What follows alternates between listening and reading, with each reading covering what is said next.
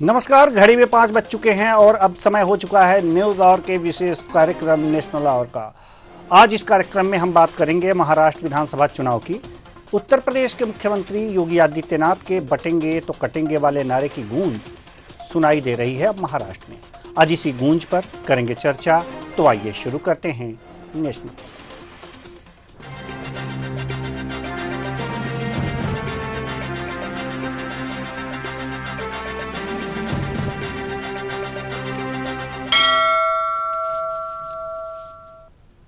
महाराष्ट्र चुनाव के बीच मुंबई में सीएम योगी आदित्यनाथ की फोटो के साथ बटेंगे तो कटेंगे वाले पोस्टर को विश्वबंधु राय नाम के शख्स के द्वारा लगाया गया। बताया जा रहा है कि विश्वबंधु राय बीजेपी समर्थक हैं। इस पोस्टर से एक बात तो तय है कि यह पोस्टर एक विशेष वर्ग को एकजुट करने के लिए लगाया गया है। तो क्या यह माना जाए कि महाराष्ट्र विधानसभा चुनाव में हरियाणा की तर्ज पर रणनीति बन रही है? वैसे बीजेपी नेता मुख्तार अब्बास नकवी इस पोस्टर को भारत के विभाजन से जोड़कर देख रहे हैं। आखिर क्या कहना है, क्या चाहते हैं नकवी, क्या है उनके मायने, और विधानसभा चुनाव से ठीक पहले एकजुटता का संदेश क्या कहलाता है, जानेंगे सब कुछ। आइए शुरू करते हैं।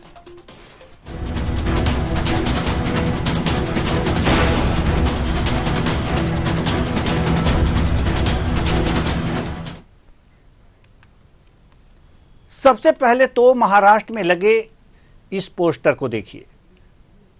जो हमारे पीछे ये पोस्टर आपको दिख रहा है, इस पोस्टर को ध्यान से देखिए। इस पर क्या लिखा है? बटेंगे तो कटेंगे। आप देख रहे हैं इस पोस्टर को, लेकिन हमारे पीछे सीएम योगी आदित्यनाथ की तस्वीर है।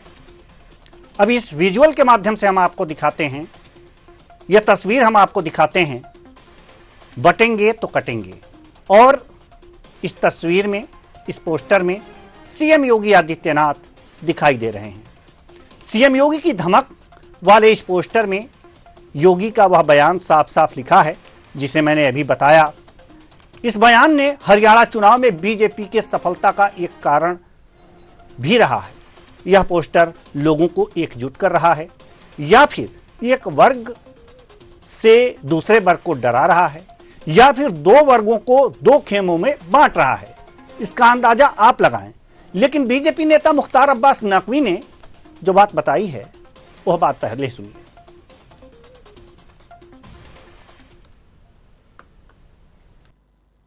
देखो, ऐसा है कि बटोगे तो कटोगे। आपको मालूम है कि देश जब आज़ाद हुआ और उसके बाद जो बटा देश और उसके बाद जो लोगों ने विभाजन की विभीषिका देखी, उसकी पुनरावृत्ति ना हो, इसका सार और इसके मूल आत्मा यही है। तो विभाजन की पुनरावृत्ति ना हो जो 1947 में हुआ था। लेकिन विधानसभा चुनाव, महाराष्ट्र में विधानसभा चुनाव होने हैं और महाराष्ट्र में विधानसभा चुनाव से पहले इस पोस्टर का क्या मायने है? क्या महाराष्ट्र में विभाजन हो रहा था? क्या विभाजन का डर था? क्या देश विभाजित हो रहा था? आखिर किस लिए यह संदेश दिया गया? अगर मुख्तार अब्बास नकवी साहब ये बातें कह रहे हैं तो इसका पर्याय क्या है? कैसी सीख देना चाहते हैं? क्या इसे महाराष्ट्र विधानसभा चुनाव से जोड़कर ना देखा जाए? ना देखा जाए तो क्यों ना देखा जाए? तमाम सवाल हैं जिनका जवाब हम लेंगे। और जवाब देने के लिए हमारे साथ बीजेपी से भी जुड़ेंगे, लेकिन जो मेहमान हमारे साथ जुड़े हैं उनसे हम चर्चा करेंगे। हमारे साथ अनिल सिंह चौहान जी, कांग्रेस प्रवक्ता, बहुत बहुत स्वागत है आपका हमारे इस कार्यक्रम में। विनोद मिश्रा जी, वरिष्ठ पत्रकार, आपका भी बहुत बहुत स्वागत है हमारे इस कार्यक्रम में। बीजेपी से हमारे मेहमान जुड़ेंगे और जैसे ही जुड़ेंगे प्रश्न उनसे भी होंगे। लेकिन अनिल सिंह चौहान जी, चर्चा की शुरुआत आपसे करते हैं। सवाल यहां पर यह है कि ये पोस्टर जो लगा हुआ है इसके बारे में कांग्रेस क्या सोचती है? नकवी साहब तो कह रहे हैं कि विभाजन फिर ना हो इसलिए ये पोस्टर लगाया गया है कि सभी एकजुट रहें। जैसे 1947 में विभाजन हुआ था वो दोबारा ना हो। लेकिन कांग्रेस क्या सोच रही है? देखिए नवीन जी, पूरे देश में जो कट्टरता, डरना, डराना और नफरत की राजनीति हो रही है, मैं समझता हूं यही आधार होता है बंटवारे का, यही आधार होता है विभाजन का। ये डर की राजनीति, नफरत की राजनीति देश को बांटने का काम करती है। और अभी अच्छी बात यह है कि वो शक्तियां अभी भी देश में जीवित हैं। वो बुद्धिमान पत्रकार, वो अच्छी बुद्धिमत्ता वाली लेखनी, वो अच्छे राजनीतिक दल, सकारात्मक सोच के नेता अभी भी इस देश में हैं। और एक बड़ा वर्ग है इस देश में जो आपसी भाईचारे और सद्भाव को बहुत महत्वपूर्ण मानता है। इसीलिए इस देश की अभी किसी विभीषिका या विभाजन की राह पर आगे नहीं बढ़ सकता, यह मेरा मानना है। लेकिन ऐसी शक्तियां जो चुनाव के समय सक्रिय होती हैं और इस तरह के नारे देती हैं, देश को विभाजन की ओर ले जाने का प्रयास करती हैं, बहुत दुखद है। क्योंकि देखिए, अटल बिहारी वाजपेयी जी को भी देखिए कांग्रेस और दूसरे दल के ऐसे कई नेता हैं जिन्होंने बहुत अच्छी बात कही है। मैं अटल जी को कोट इसलिए कर रहा हूं कि ये इन्हीं के पुरोधा हैं। भारतीय जनता पार्टी के प्रमुख संस्थापकों में एक है। अटल जी ने कहा था कि जब देश रहेगा तब तो दल रहेंगे, सरकारें आएंगी जाएंगी, सबसे जरूरी तो देश है और देश को बचाना है। और अटल जी ने एक बार राजधर्म भी बताया था नरेंद्र मोदी जी को, वो भी पूरा देश जानता है। आज बहुत आवश्यक है कांग्रेस के साथ साथ भारतीय जनता पार्टी में अटल जी जैसे व्यक्तित्व, अटल जी के अनुयायियों की। भारतीय जनता पार्टी और आरएसएस जिस राह पर चल रहे हैं वो नफरत की राह है, वो डरने और डराने की राह है। वो ध्रुवीकरण करके चुनाव जीतने में सफल हो जाए कि अभी भी उनको ऐसे 2-3 उद्योगपति जिनके लिए वो नीतियां बनाते हैं, उनका धनबल भी उनके साथ है देवेंद्र जी। लेकिन क्या चुनाव जीत जाना और देश को असुरक्षित करना, देश को विभाजन की ओर ले जाना, देश में नफरत और कट्टरता को फैलाना, मैं ये मानता हूं ये सही नहीं। सबसे ज्यादा हमें इस वक्त जरूरत है देश की, राष्ट्र में सद्भावना की, प्रेम की, भाईचारे की और संविधान की सुरक्षा की। देश जिस ओर आगे बढ़ रहा है 2014 के बाद से, ये पूरे देश और देश के वो लोग जो देश को बहुत इस विश्व के मानचित्र पर बहुत कहना चाहिए अग्रणी राष्ट्र के रूप में देखते हैं और एक कहना चाहिए संतुलित विचारधारा वाला देश मानते हैं, जो पूरे विश्व का विश्व गुरु कहलाएगा। कहीं ना कहीं आज हिंदुस्तान में ये शक्तियां जो विभाजनकारी शक्तियां हैं, जो सत्ता के लिए नफरत, कट्टरता और इस तरह के बटेंगे कटेंगे जैसा नारा दे रही हैं, उनको बहुत जरूरी है ये सीख लेना कि सबसे पहले राष्ट्र के सभी वर्गों को बांधा जाए। आज राष्ट्र के अलग अलग टुकड़े करके समाज के और धर्म और जाति के नाम पर बांटने वाले लोग जिस तरह से देश में सक्रिय है सत्ता के लिए, बहुत दुखद है देवेंद्र जी। और मैं कहूं आज देश के हर नागरिक को, आपके चैनल के विद्वान दर्शकों को भी इस बात इच्छा करने की जरूरत है कि इंसान इंसान में फर्क नहीं होना चाहिए। जो बाबा साहब अंबेडकर, लोकमान्य तिलक और गांधी जैसे नेताओं ने, और अगर आप अंतर्राष्ट्रीय स्तर पर देखें तो नेल्सन मंडेला से लेकर कई ऐसे शांतिप्रिय नेता हुए, गौतम बुद्ध से लेकर बहुत सारे ऐसे आध्यात्मिक हमारे प्रणेता हुए जिन्होंने यह शिक्षा दी कि कैसे देश और समाज को बांटने से रोका जाए, प्रेम और आपसी सद्भाव और जो भाईचारा है उसको कैसे बढ़ाया जाए, उस दिशा में देश को आगने की जरूरत है। ये वोट की राजनीति ने लोकतंत्र को और आपसी भाईचारे को जिस तरह से दूषित किया है, मैं समझता हूं देवेंद्र जी वो बहुत गहरी चिंता का विषय है और ये आग पूरे देश में लगाई जा रही है। अभी तो सिर्फ मणिपुर चल रहा है, लेकिन हम सब की ये दायित्व है कि पूरे देश को मणिपुर जैसी आग से बचाना है और उसके लिए हम सबको मिलकर प्रयास करना पड़ेगा। बिल्कुल बिल्कुल करना पड़ेगा और करते रहना चाहिए। विनोद मिश्रा जी, हम आपके पास आना चाह रहे हैं। विनोद मिश्रा जी, मुख्तार अब्बास नकवी जी की आपने बाइट सुनी, बयान सुने, क्या लगता है उनका यह बयान और वो पोस्टर, कितनी साम्यता है उसमें? देखिए, मैं तो ये कहूंगा कि आखिर भारतीय जनता पार्टी ने मुख्तार अब्बास नकवी जी की फाइट क्यों कराई? तो कहीं ना कहीं एक संदेश तो वो देना चाहती है और वो दो तरह का संदेश है।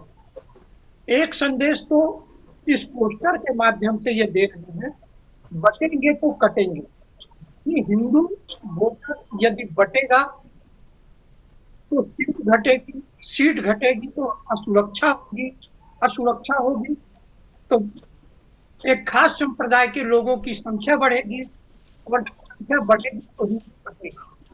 क्योंकि जब हम अंतर्राष्ट्रीय राजनीति के पटल पर देखते हैं तो इन 2-4 वर्षों में आप देख रहे हैं कि जिन देशों ने उस विशेष जाति को संरक्षण दिया था, आज उनकी संख्या घट गई और उन्हें भागने को मजबूर होना पड़ रहा है।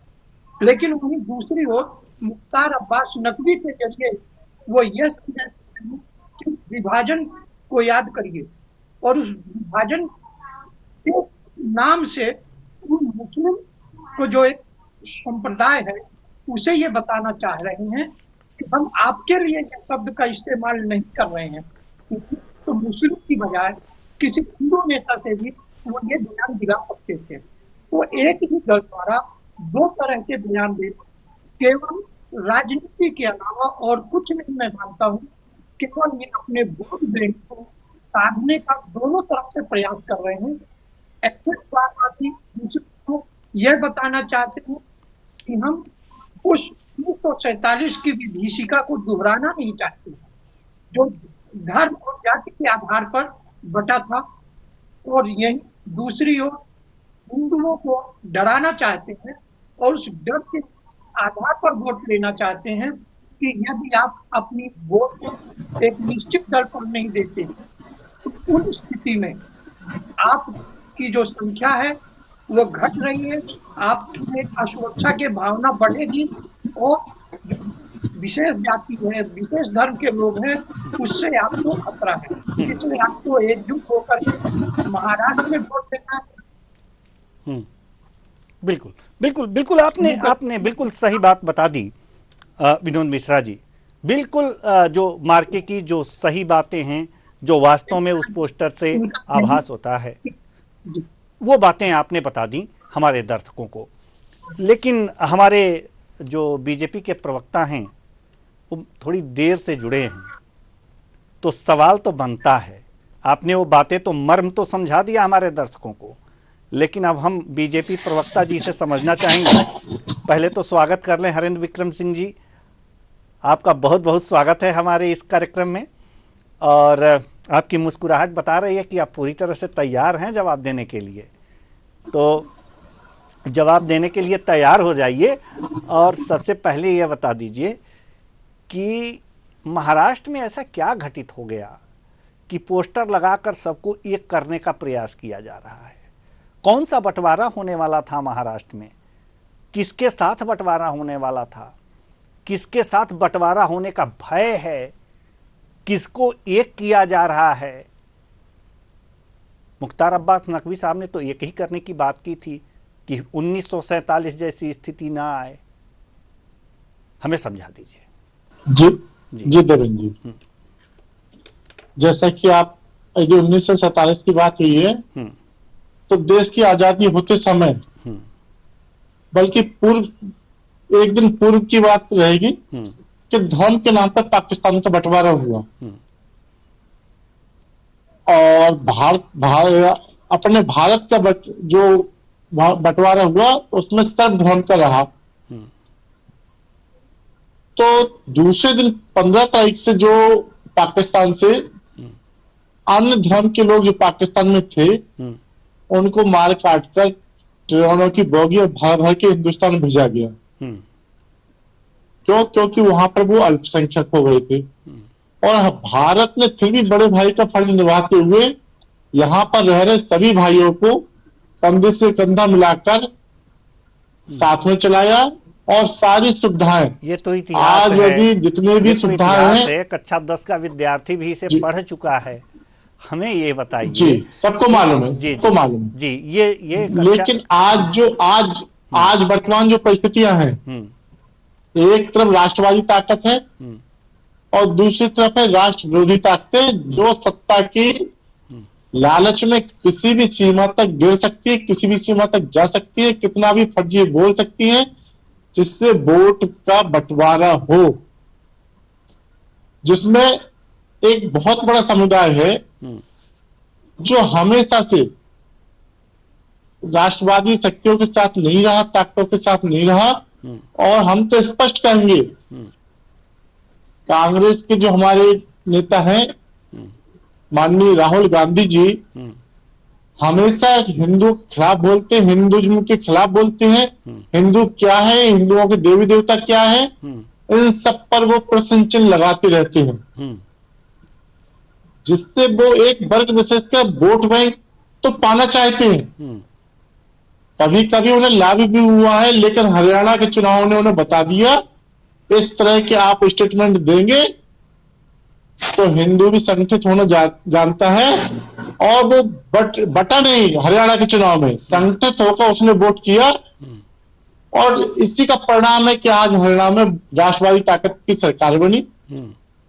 इसीलिए वो लोग तो ऐसा करते हैं कि यदि इसमें ये लिखवाया जा सकता भाजपा की था सरकार, नहीं, इसमें ये भी तो लिखवाया जा सकता था कि अगर जो बटेंगे तो सरकार नहीं बनेगी, एकजुट रहेंगे तो सरकार बन जाएगी। सीधे सीधे लिख देते। कटेंगे मतलब क्या, कौन किसको काट रहा है? तो आप जितनी भी घटना देखें, कहीं की भी घटना देखें, चाहे आतंकवादी घटना नहीं हो, चाहे अभी आपने देखा था बहराइच की घटना हो, और जितनी भी ट्रेनें राष्ट्रीय संपत्तियां हैं, सबके साथ जो दुर्व्यवहार किया जा रहा है कि उनके आगे गैस सिलेंडर रखे जा रहे हैं ट्रेनों के आगे पटरियों पर, कि माहौल गंदा हो। और जिस दिन यह है, क्योंकि आपके क्या नाम ओवैसी वगैरह स्पष्ट कहते हैं कि सिर्फ 10 मिनट का टाइम सरकार हमें दे दे, हम 20% है वो 80% है, 10 मिनट का टाइम दे दे तो 80 वाले 20 हो जाएंगे और 20 वाले 80% हो जाएंगे।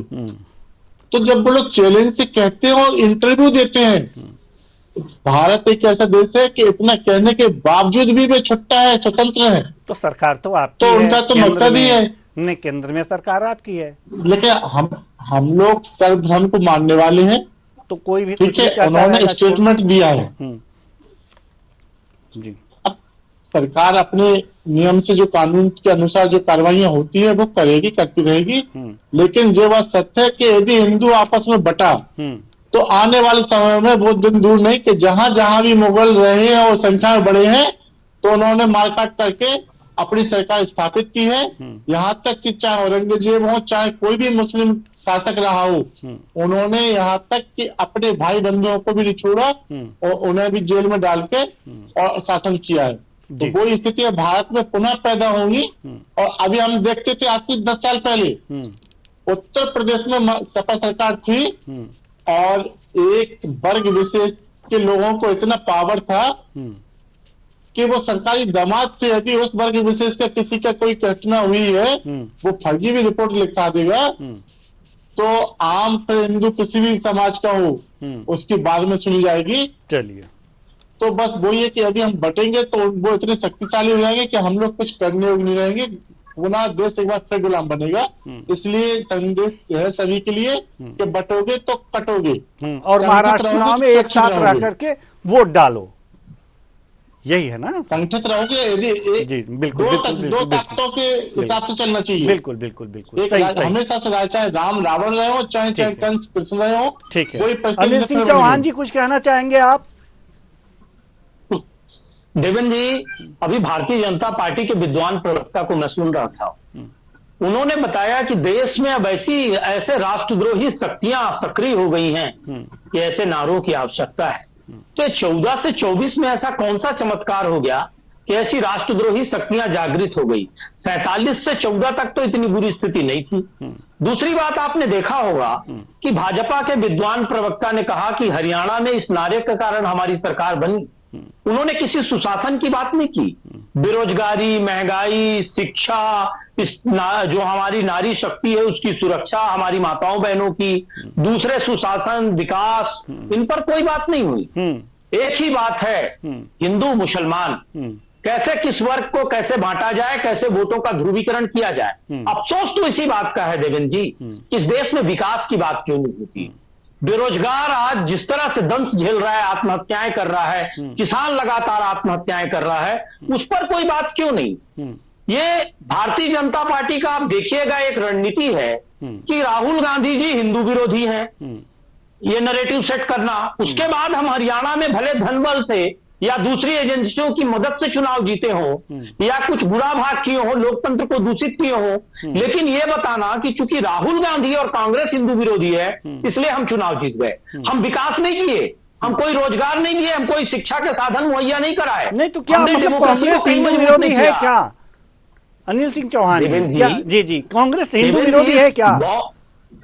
देवेंद्र जी आप खुद सोचिए, जिस देश की बहुतायत में आबादी हिंदू हो, कोई भी राजनीतिक दल जिसको वोट की राजनीति करना है वो उस धर्म का विशेष करेगा जो बहुसंख्यक हो। ऐसा कभी संभव नहीं है। इसीलिए तो मैं आपको कह रहा हूं, आप आश्चर्य करेंगे, छत्तीसगढ़ में 2.75% अल्पसंख्यक हैं, लेकिन छत्तीसगढ़ में भारतीय जनता पार्टी के नेता कहते हैं कि कांग्रेस ने 90 में 71-72 सीट इसलिए जीत ली, उसने वोटों का ध्रुवीकरण कर लिया, मुसलमानों और ईसाइयों का वोट ले लिया। अरे आप सोचिए देवेंद्र जी कि 71-72 सीटें 90 में 2018 में जो आई कांग्रेस की, वो वोटों के ध्रुवीकरण पर आएगी। समस्या इस बात की है कि ये कौन सा नैरेटिव सेट करना चाहते हैं और कौन सी ताकतें हैं जो नैरेटिव सेट करने में इनको मदद कर रही। देवेंद्र जी एक बात की और बधाई दूंगा आपको, मैं बहुत दिनों बाद आपने जो विद्वान विश्लेषक बैठाया है मिश्रा जी को, उनको साधुवाद दूंगा कि उन्होंने किसी राजनीतिक दल की परवाह किए बिना जो सटीक समीक्षा है वो की है। मैं किसी आपके अतिथि का अपमान नहीं करना चाहता, लेकिन मुझे अच्छा लगा जो विनोद मिश्रा जी ने अभी हम सबको बताया कि क्यों इस तरह के नारे आते हैं और क्या उसका आशय होता है, और राजनीतिक दल अपने अपने वोट की राजनीति करते हैं। उन्होंने हमारे दल का भी कोई पक्ष नहीं लिया, लेकिन जब कोई विश्लेषक या पत्रकार इस लाइन पर चलता है, राजनीतिक दलों को आड़े हाथों लेता है, चाहे वो हमारा ही दल क्यों ना हो, तो मुझे बेहद प्रसन्नता होती है। क्योंकि आप जैसे विद्वान पत्रकार देवेंद्र जी और मिश्रा जी जैसे विद्वान पत्रकार ही तो हैं जो राजनीतिक दलों को एक सीख देते हैं कि आपको संविधान, कानून, भाईचारे, प्रेम को भी ध्यान में रखना है। आप वोट के लिए नफरत की राजनीति नहीं कर सकते, और हम हर दल की आलोचना कर सकते हैं। इसी के लिए हम पत्रकार हैं। जहां आप तारीफ का काम करेंगे तारीफ भी होगी, जहां आलोचना का काम करेंगे वहां आलोचना भी होगी। बहुत कम पत्रकारों में साहस होता है। आप दोनों को साधुवाद। लेकिन महत्वपूर्ण बात देवेंद्र जी मैं फिर कहूंगा कि यह स्वस्थ लोकतंत्र उस दिन बनेगा जिस दिन रोजगार पर बात होगी, शिक्षा पर बात होगी, गरीबी और भुखमरी पर बात होगी। ये धर्म के नाम पर कटेंगे, बटेंगे, काटेंगे, विभाजन होगा। ये 14 से जो राजनीति चल रही है ये बहुत अफसोसजनक राजनीति है। इस राजनीति ने दूषित कर दिया है भाव को। और देवेंद्र जी एक बहुत स्वाभाविक सी बात है, मान लीजिए देवेंद्र जी आप या हम किसी मुस्लिम घर में पैदा हो गए होते, अभी तो हम चारों लोग जो बैठे हैं इसमें सब हिंदू परिवारों से हैं, और जब हमको यह लगता कि हमारे समुदाय का हक मारा जा रहा है या हमारे समुदाय के विरुद्ध एक वातावरण बनाया जा रहा है, तो क्या हम उतना सकारात्मक सोच सकते थे? तो राहुल जी जो बात कहते हैं वो सिर्फ इतना कहते हैं कि हर धर्म को जीने दीजिए। भाजपा के प्रवक्ता ने आंशिक रूप से बहुत छोटे रूप में एक सत्य बोला कि भारत का जब निर्माण हुआ वो सर्वधर्म सद्भाव के नाम पर हुआ, कि यहाँ सभी धर्मों को समान अवसर मिलेगा, सभी जातियों को समान अवसर मिलेगा। लेकिन कौन सी ताकतें हैं जो अब भैंस, मुजरा, मंगलसूत्र इसकी राजनीति करती हैं, और दूसरी तरफ जब कश्मीर में चुनाव हो तो कहती हैं हम आपको ईद में और मिलादुन्नबी में 1-1 सिलेंडर फ्री देंगे, और दूसरी तरफ आप आ जाइए तो कहते हैं कि हम आतंकवादियों को, अपराधियों को उनके कपड़ों से पहचान लेते हैं। तो ये जो नफरत की राजनीति है, ये जो वोट की सियासत है इस देश में, वो लगातार दूषित हो रही है, जनता को बरगलाने का काम कर रही है, मुख्य मुद्दों से भटकाने का काम कर रही है, दल विशेष किसी भी दल को बदनाम करना, दलों के सिंबल छीन लेना, दलों के खाते सीज कर देना, धन बल से, एजेंसियों के बल से लोकतंत्र को प्रभावित करना, यह बहुत चिंता का विषय है। यह स्वाभाविक रूप से होता है। अमेरिका और रसिया जैसे देशों में, रसिया की बात तो नहीं करनी चाहिए, पर अमेरिका कहता है कि हम एक बड़ी डेमोक्रेसी है, पर वहां भी आप देख लीजिए कि वहां भी लोकतंत्र को प्रभावित करने का खेल चलता है।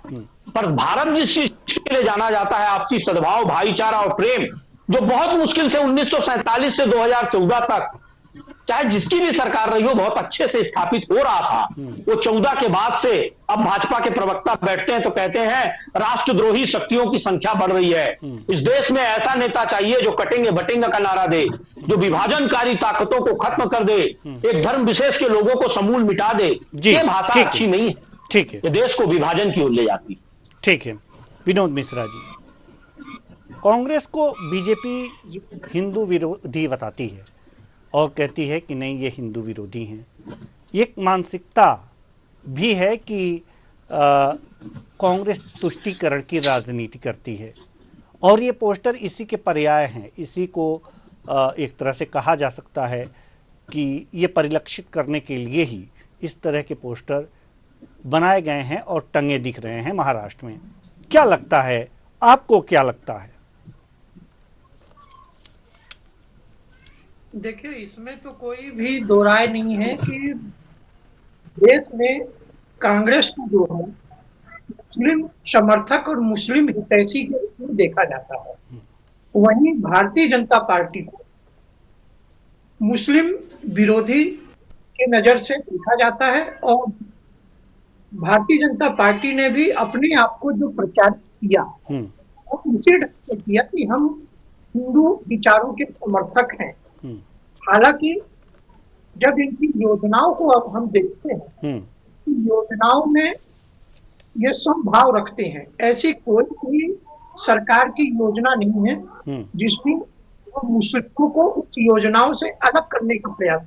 लेकिन चुनाव वोट लेते समय ये प्रयास ये करते हैं, दिखाते ये हैं कि हमें यदि सभी हिंदू वोट दे देते हैं तो हम मुस्लिमों से हम हिंदू संस्कृति की रक्षा करेंगे। तो इस नाते कहीं ना कहीं भारतीय जनता पार्टी एक बहुसंख्यक वोट को अपनी ओर आकर्षित करने में सफल होती जा रही है, चाहे वो गौरक्षा के नाम से हो, चाहे मंदिर के विषय पर हो, चाहे हिंदू धर्म के मठ मंदिरों के संबंध में। तो जो उनका एक कार्य है, कार्य और घोषणा के बीच एक डिफरेंस भले है, लेकिन चुनाव के दौरान अपने आप को सबसे प्रबल हिंदूवादी के रूप में प्रचारित करते हैं और उन्हें सफलता मिलती है।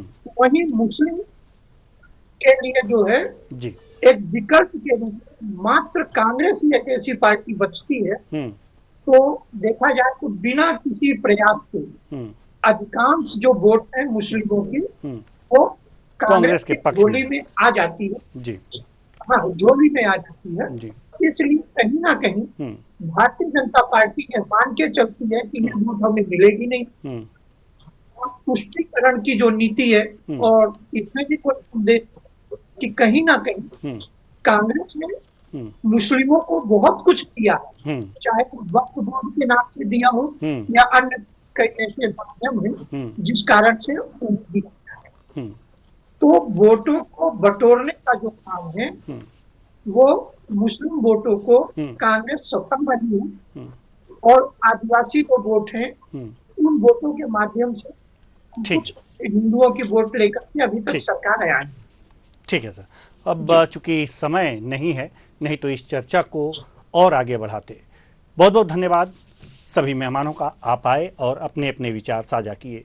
तो मूल चीज तो हमारे वरिष्ठ पत्रकार महोदय ने कहा, बात एकदम साफ कह दी कि हिंदुओं का वोट, हिंदुओं का एकीकरण की बात तो बीजेपी करती है और कहती है कि आप इकट्ठे हो जाओ, लेकिन अगर जो योजनाओं की बात है तो उसमें कोई फर्क नहीं करती, न हिंदू में, न मुस्लिम में, न सिख में, न ईसाई में। हर योजनाओं का लाभ हर वर्ग को मिले, ऐसे नियम बनाए गए हैं। लेकिन हिंदुओं को एकत्रित करके वह अपना सरकार बनाना चाहती है।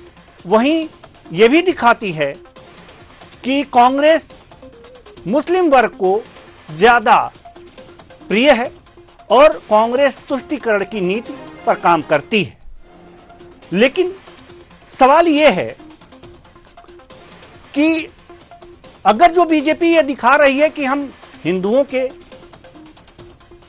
धर्म रक्षा के लिए उन्हें एकजुट कर रहे हैं, तो ये गलत नहीं है। गलत तब होता जब सरकार में आने के बाद जो योजनाएं बनती, हिंदुओं को विशेष लाभ दिया जाता और मुस्लिमों के साथ जो है वो सौतेला व्यवहार होता। लेकिन ऐसा कुछ है नहीं, तो मुस्लिमों को भी बीजेपी से डरने की आवश्यकता नहीं है और कटेंगे बटेंगे पोस्टर की भी आवश्यकता नहीं है।